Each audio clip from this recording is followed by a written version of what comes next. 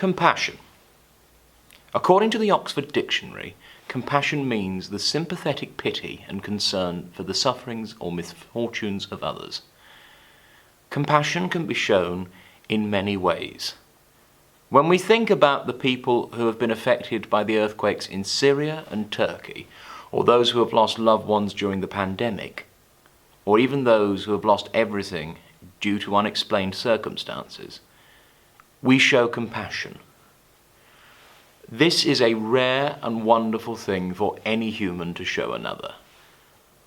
One of the most important examples of showing compassion is helping out those closest to us. That could be your friends, your classmates, or family. No matter what they're going through, standing by and giving a sympathetic ear is sometimes all that is needed.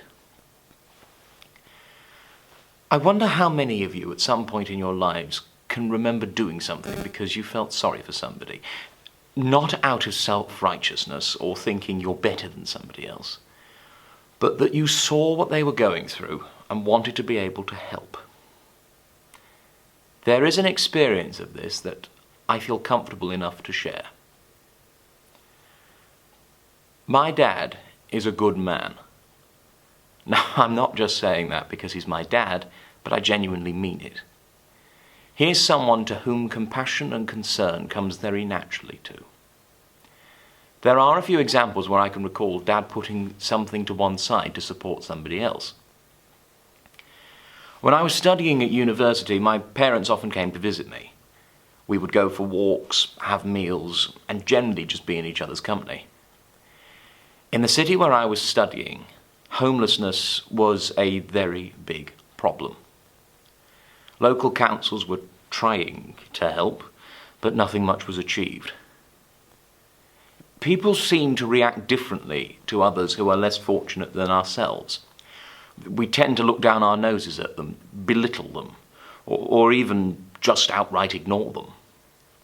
This stigma doesn't allow people to be compassionate as often as others may like. My dad ignored such a stigma. There was a man called James who used to sit on the edge of a bridge crossing over the River Avon.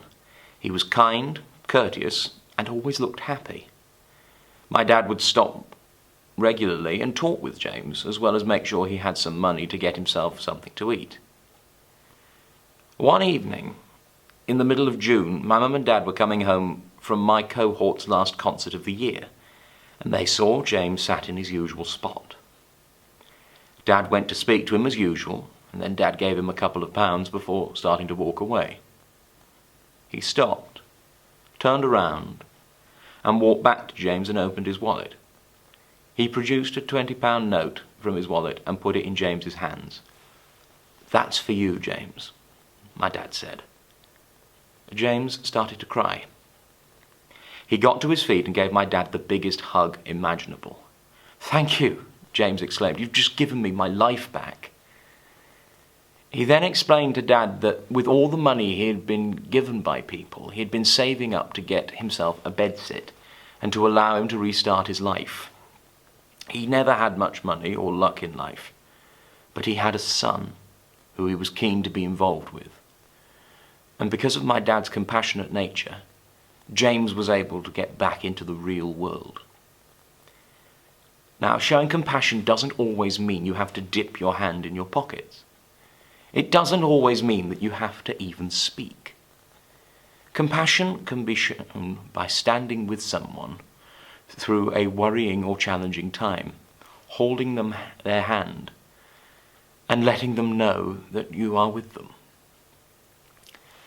So this week, and always, I hope, if you see one of your friends or even a total stranger seem slightly distressed or upset, show that bit of compassion and ask the important questions. Are you all right? Can I help at all? If they decline or say, "I'm fine," be respectful and leave them to it. But if somebody does open up to you or say, "No, I'm not," let them talk. As teachers and students, we should be compassionate to one another. So even if your teacher, regardless of whether they're your favourite, looks a bit glum, ask them if they are okay. I will always extend a compassionate ear and show support in any way I can, as will all of our members of staff here at Ling Hall. I hope you all have a wonderful week, and remember to look out for each other.